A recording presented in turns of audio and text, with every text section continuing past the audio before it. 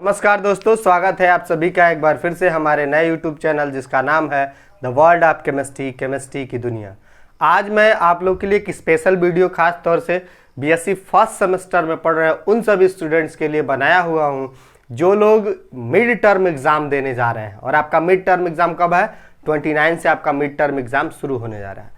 तो इस mid term exam के जो गेस्ट पेपर्स हैं वो कैसे हैं, कैसे हमसे क्वेश्चन पूछे जाएंगे, इन सब चीज़ों को रिलेट करके हमने एक वीडियो बनाया हुआ है। इसमें केमिस्ट्री 102 जो हम लोग का मेन सब्जेक्ट है उससे कौन कौन से क्वेश्चन पूछे जा सकते हैं आपके मिड टर्म एग्ज़ाम में, ये सारी चीज़ों को आज हमने कंक्लूड करते हुए एक वीडियो बनाया हुआ है। तो ये बहुत ही ज़्यादा बेनिफिशियल है। जितना से ज़्यादा हो सके आप शेयर करिएगा ताकि उन जिन स्टूडेंट ने अभी एडमिशन नहीं लिया होगा और उनकी तैयारी नहीं हो पाई होगी तो उनके दिमाग में चल रहा होगा कि कौन कौन से ऐसे क्वेश्चन हैं जो इम्पोर्टेंट्स हैं जिसको हम पढ़ लेंगे तो हमारे एग्ज़ाम जो है वो अच्छे नंबर से हम लोग नंबर अच्छे लाएंगे।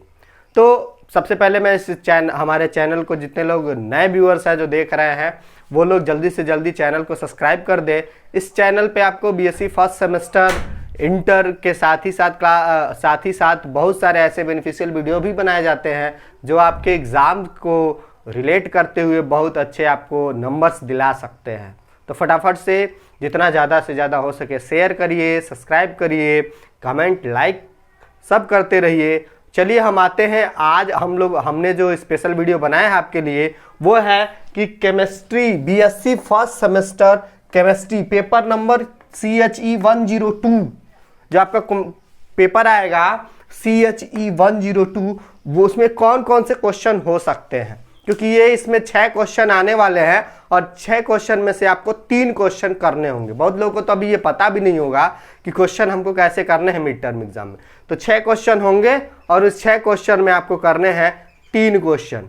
3 क्वेश्चन, कोई भी 3 क्वेश्चन कर सकते हैं। मैं आपको सिर्फ 10 क्वेश्चन बताऊंगा और उस 10 क्वेश्चन में से आपके जो 5 क्वेश्चंस हैं वो मिल जाएंगे। 3 ही सिर्फ करने हैं, वो आपको मिल जाएंगे, मिलने हैं। तो आपको कोई दिक्कत प्रॉब्लम होगी नहीं। सिर्फ 10 क्वेश्चन तैयार करो और 10 क्वेश्चन में से आपको जो 3 क्वेश्चन करने हैं वो मिल जाएगा। तो मैं 10 क्वेश्चन का गेस्ट पेपर लेके आया हुआ हूँ, इसको ध्यान से पढ़िएगा। अभी तक जितना पढ़े क्या नहीं पढ़े सब चीज़ों को छोड़ दीजिए, लेकिन अब ये 10 जो है अब जो हम लोग ये पढ़ने जा रहे हैं वो 10 क्वेश्चन है। 10 क्वेश्चन अच्छे से तैयार कर लीजिए, आपके बहुत सारे नंबर्स आपको ऐसे ही मिल जाएंगे। तो चलिए फटाफट हम लोग देखते हैं कि वो 10 क्वेश्चन कौन कौन से हैं जो हमारे एग्जाम्स में हमको पूछे जा सकते हैं। तो चलिए जरा देखते हैं।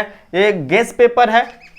तो पहला जो क्वेश्चन हमने बनाया है, जो लिया है वो फर्स्ट आपके चैप्टर से ही लिया है। वो क्वेश्चन कौन सा है? What do you mean by the polarisation of ion? State Fajans rule of polarisation of ion. जो फर्स्ट क्वेश्चन हम लोग का वो क्या है कि what do you mean by the polarisation of ion? Polarisation of ion होता क्या है और फजेंस रूल क्या होते हैं जो पोलराइजेशन ऑफ आयन के लिए दिए गए थे। फजेंस ने कौन से रूल है जो दिए गए थे? बहुत इंपॉर्टेंट है, कई बार आपके बोर्ड एग्जाम में पूछा गया है। इसको आप तैयार कर लेंगे तो आपके हो सकता है ये क्वेश्चन आपको मिले ही मिले। जो दूसरा क्वेश्चन है कि right short notes on hydrogen bonding.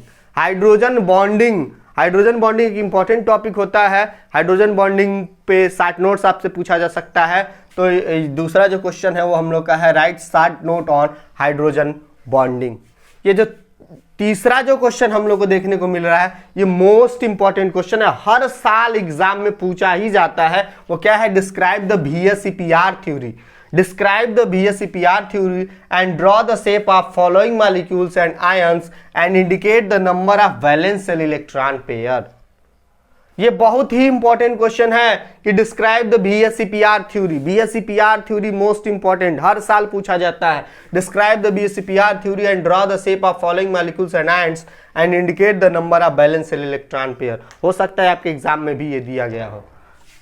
Molecule दिया गया है ClF3 H3O पे plus SF4 NH3 I3 PCl5 NH4 पे प्लस H2O XeF4 या SF6। इसमें से कोई भी आपसे पूछा जा सकता है, 2-3 मॉलिक्यूल पूछे जा सकते हैं। तो describe the VSEPR theory and draw the shape of following molecules and ions and indicate the number of valence shell electron pair. Most important question है ये, हर साल पूछा जाता है। जो चौथा क्वेश्चन है हमने लिया हुआ है वो देखिए क्या लिया गया है कि what do you mean by the hybridisation of atomic orbital. Hybridisation होता क्या, what is hybridisation? Write down the shape of any two of the following molecules and indicate the hybrid orbitals used by the central atom in them. हमको क्या करना है कि हमको बताना है कि हाइब्रिडाइजेशन क्या होता है और मॉलिक्यूल जो दिए रहे होंगे उसका हाइब्रिडाइजेशन का यूज करते हुए उसके शेप बनाने होंगे। CH3, PCl5, SF6, XeF2 या SF4 कुछ भी मॉलिक्यूल दिया जा सकता है।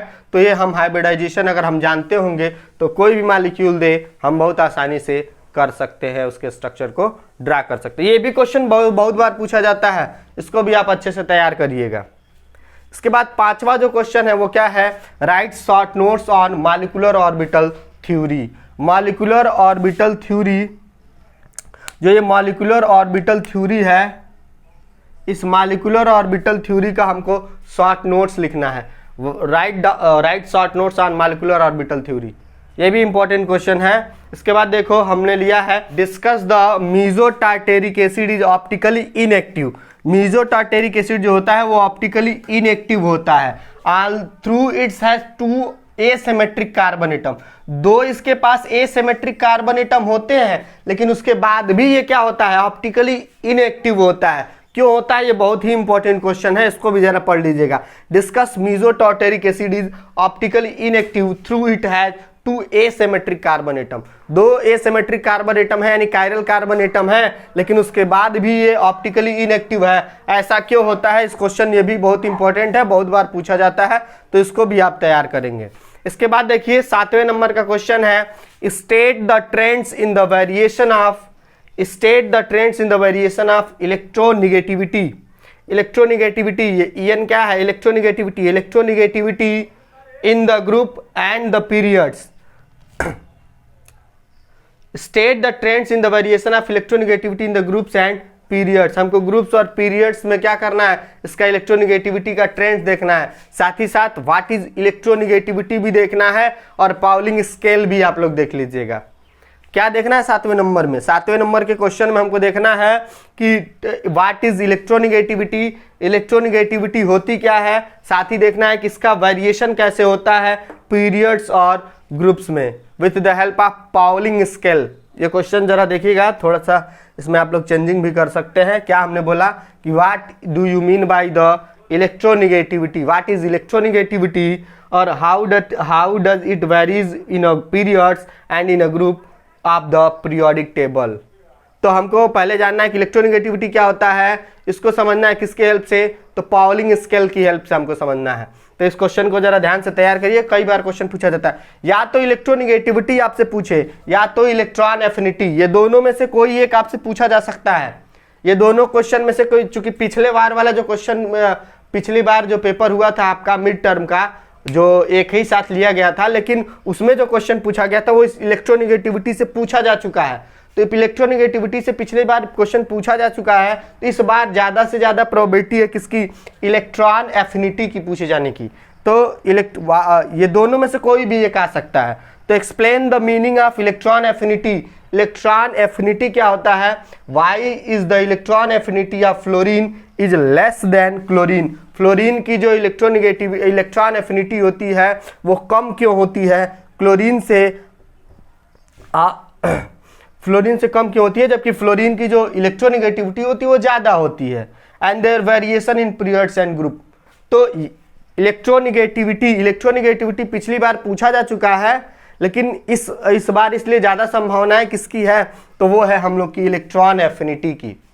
तो चाहे हमको तैयार करना है इलेक्ट्रोनिगेटिविटी और इलेक्ट्रॉन एफिनिटी तैयार कर लेंगे, दोनों में से एक क्वेश्चन जो है जरूर हमको मिल सकता है। तो ये हैं अभी तक 7 क्वेश्चन जो हमने देखा है, सिर्फ 3 क्वेश्चन बच गए हैं।